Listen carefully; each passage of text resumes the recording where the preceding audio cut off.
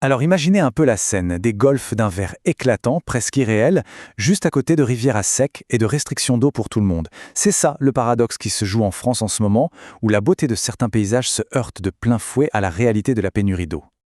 Oui, c'est magnifique, c'est vrai, mais ça boit une quantité d'eau phénoménale. On parle de l'arrosage intensif de 17 hectares pour un seul parcours, en moyenne. Forcément, en pleine sécheresse, ça fait débat et ça alimente pas mal de discussions. Et pourtant, le chiffre qui est vraiment au cœur de notre sujet aujourd'hui, il est tout petit. Tenez-vous bien, moins de 1%. C'est la part ridicule, on peut le dire, des eaux usées traitées que la France réutilise. Un chiffre minuscule qui soulève une question évidente, non? Pourquoi on laisse toute cette eau précieuse se perdre? Alors, pour y voir plus clair, voilà ce qu'on va faire. On va d'abord regarder ce paradoxe français de plus près. Ensuite, on va découvrir une solution circulaire qui existe, voir des exemples concrets qui fonctionnent déjà, puis on analysera ce qui bloquait et ce qui vient de changer. Et enfin, on se projettera un peu dans l'avenir de la gestion de l'eau. Bon, allons-y. Le paradoxe de l'eau en France, c'est quoi exactement? Eh bien, ce fameux chiffre, moins d'1%, il nous place dans une position assez embarrassante en fait quand on se compare à nos voisins. Regardez un peu cette comparaison, c'est frappant. L'Italie est à 8%, l'Espagne carrément à 14%, et nous, moins de 1%. On est très très à la traîne. Et le pire, c'est que ce n'est même pas un problème de technologie. La techno, elle existe, elle est mature et elle est disponible. Alors, pourquoi ce retard? La raison principale, elle est, disons, culturelle et administrative. Pendant des années, on s'est caché derrière un principe de précaution appliqué de manière très, très stricte. On avait peur, pour des raisons sanitaires qui datent un peu, et ça a complètement freiné toute innovation dans le domaine. Ça crée une sorte de blocage général, malgré l'urgence climatique. Heureusement, face à ce blocage, il y a une solution qui est là, qui est intelligente, qui est durable, la REUT. C'est l'acronyme pour réutilisation des eaux usées traitées. En gros, c'est l'idée de l'économie circulaire, mais appliquée à l'eau. L'idée, elle est toute simple au fond. Au lieu de voir les eaux usées comme un déchet qu'on traite et qu'on rejette à la rivière, on se dit, attends, et si c'était une ressource?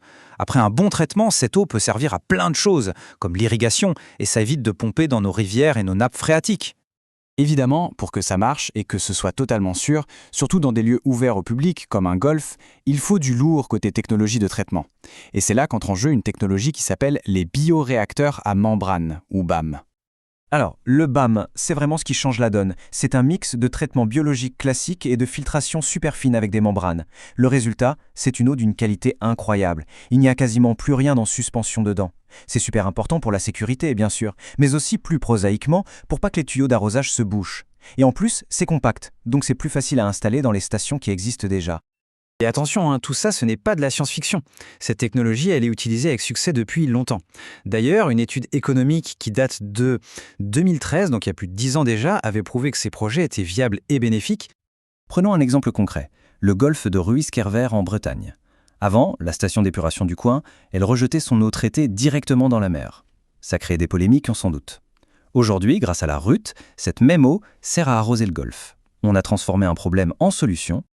Et là, regardez des chiffres. C'est ça qui est dingue. Le golf, lui, il y gagne plus d'1,5 million d'euros. L'autorité de l'eau, ok, elle a un petit coût supplémentaire. Mais quand on fait le bilan pour toute la société, le gain net est énorme. Plus d'1,6 million d'euros. C'est la preuve par A plus B que ça fonctionne, que c'est rentable pour tout le monde.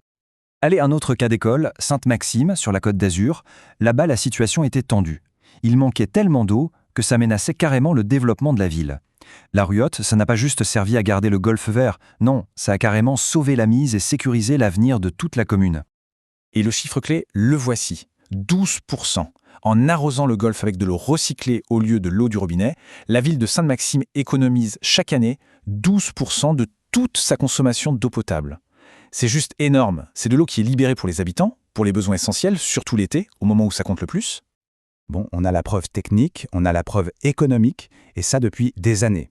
Alors la question c'est, mais pourquoi est-ce qu'on n'a pas fait ça partout en France bien plus tôt?